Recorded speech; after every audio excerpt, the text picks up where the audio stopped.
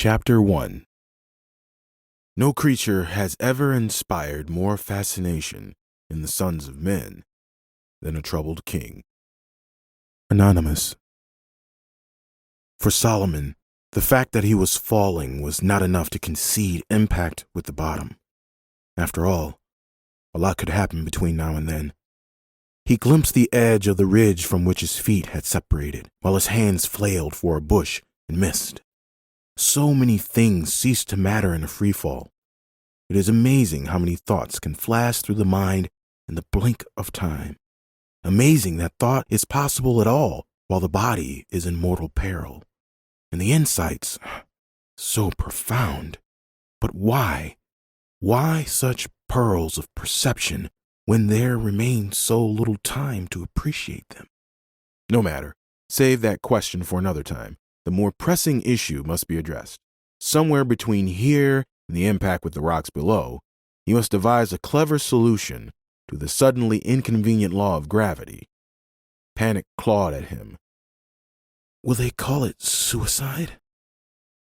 He swatted at the thought like an insect. No, absolutely not. Not now. Not like this. The wind rushed by his ears and beard as he gained speed. He curled and tried to right himself, but the tall, angular body of King Solomon, though graceful, was not suited to such acrobatics. The rough hyssop brush of the hill country blurred past his vision in the dusky evening light. White limestone rocks and boulders streaked by. Scarcely an instant had passed. I will solve this. He reached for his gift of wisdom as for a trusted sword, but was interrupted by the rocky slope contacting his shoulder.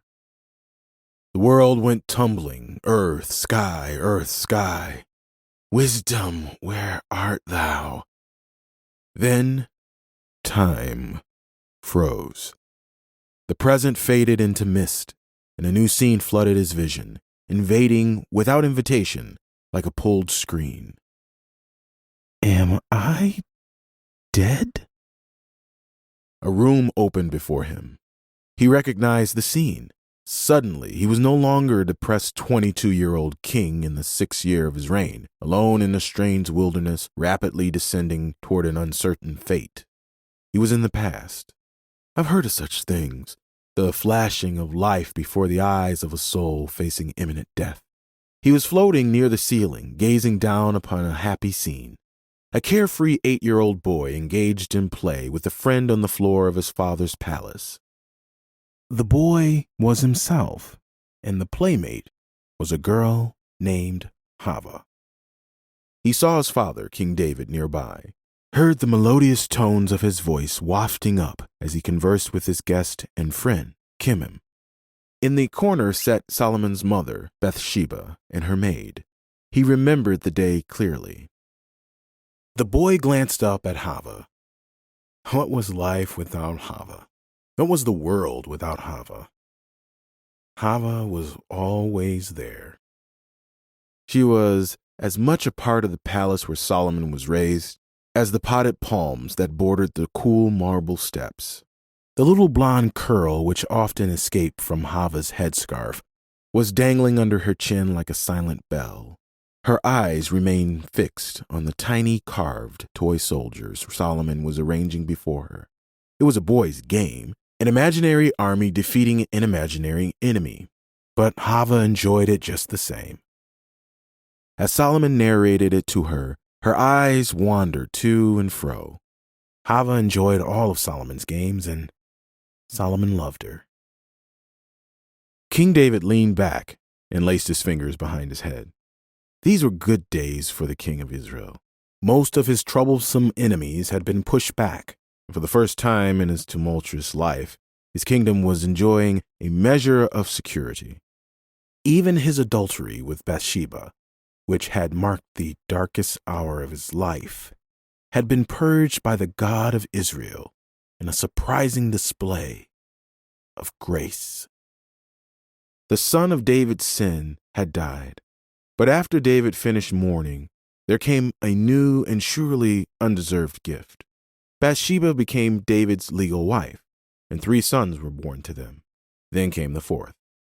Solomon, an exceptional boy, too excellent in mind and heart to be anything less than a divine gift, proof that God had buried David's sin in the sea of grace. David glanced around, drinking in the sweet domestic music of the scene around him, the children playing cheerfully, the women chatting pleasantly in the corner, the warm evening air of the summer playing with the drapes as it entered the dining chamber to refresh the occupants. His loyal friend, Kimham, a frequent guest at his table, was at his side, exuding a comforting presence. Kimham's presence in the royal court was a constant reminder to David of his victorious return to the throne in Jerusalem, for it had been Kimham's father, Barzillai, who had escorted him safely back through the territories of his enemies.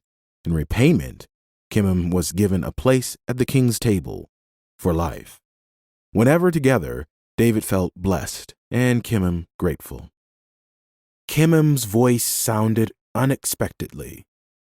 "I have a request to make of you, my king, if I have found any favor in your sight."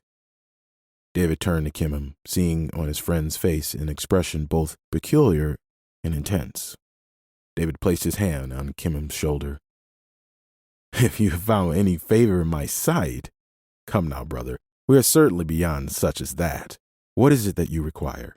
Just speak it." "Did you not promise to my father Barzillai that whatever I asked of you, you would give to me because of my father's kindness to you? As you have spoken it, so it is, and your wish is my thanks. What do you ask of me?" "Only this," Kimham replied, motioning to the floor. "Your son, Solomon, and Hava, my daughter. See them, how they thrive together in your royal court. Though they are but children, their hearts are as one. I am indebted to your kindness on behalf of my father, and I know that as long as I live, you will be kind to me. But, look, I have no sons to carry my name forth, only my daughter, Hava. How shall I know, when you and I have gone the way of all the earth, that my daughter will enjoy the same favor with your successor as I do with you? Therefore, promise me this, that my daughter Hava will be the wife of your son Solomon, for your servant knows that you have already intended that Solomon will be king after you." David's eyebrows arched in surprise. "I have declared no such thing. How is it that you have come to know what is in my mind?" Kimham shrugged. "Is it not the duty of a servant to know the mind of his king? For in so doing, I can serve you the better. However, be you assured that I dare not declare your secret to others. Certainly, that honor is for the king alone." David remembered anew why he liked the man. Seeing his son Solomon and Hava playing amiably on the floor in front of him, he could think of no good reason why the request should not be granted. "I gladly give you your request," David declared, and looked about for a servant. Seeing one by the door, he motioned for him to come. "Kimham and I have agreed to cut a covenant. Please, go prepare the animal and bring Zadok, the priest, here as witness." At that, Bathsheba and her maid looked up, perceiving that the tone of the conversation had changed. David motioned for them to come forward. "I have an announcement to make," he declared. Then he turned and addressed Kimham. "I have not forgotten the kindness of your father, nor my promise to you on his behalf. What you have asked for, I grant you this day. For your daughter Hava is a worthy girl, just as you are a worthy man, and she will be the wife of my son Solomon all the days of her life." Bathsheba and her maid duly gushed at the unexpected development. Hava did not notice the conversation, but the sense of it was caught by the always alert young Solomon, and he looked up. The words of David, "She will be the wife of my son Solomon all the days of her life," inflection and all, were in a moment permanently etched upon his bright young mind. In later years, others would remind him of the vow, but he needed no reminder. He had heard it for himself. Solomon returned to the game on the floor. He had just got to the point where the king returns victorious from battle. And then what happens? Hava asked, fully caught up in the imaginary game. Well, then the king marries his queen, and they live together in the palace forever. Hava liked that. The mention of a queen sparked her imagination anew. She pursed her lips in an expression both familiar and endearing. She shook her head and blinked, her blonde curls swinging, and then the smile burst forth. "Queen!" she exclaimed. "Tell me about the queen. What is she like?" "Well, the queen? Oh, well, the queen is the loveliest person in all the palace," Solomon replied. "The king loves her and takes care of her and gives her whatever her heart desires. All the people of the city admire her." Hava's eyes traveled up toward the ceiling in private vision. She looked back over at her playmate. Do you think I could become a queen one day?" "You don't become a queen. A person must be born one," Solomon replied. "Like you." Hava beamed. Solomon tossed a glance at his father and added, "And I will be your king." "But I don't know how to be a queen." "I will show you how. Tomorrow we can play a new game. We'll play King and Queen." "King and Queen, yes. Tomorrow, can we? Is it truly a wonderful game?" Solomon looked into her wide, sparkling eyes.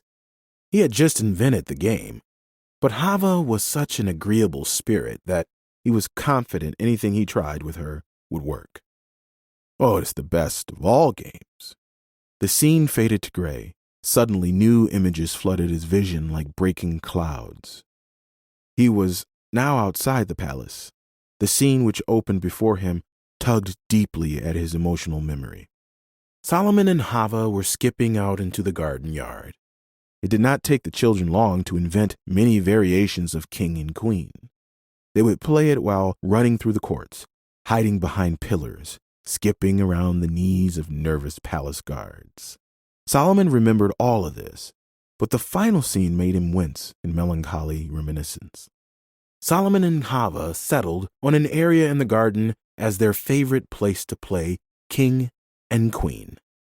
Solomon named various plants and bushes to be imaginary palace guards and other characters in his never-ending story, and eventually transformed the whole garden into a make-believe city.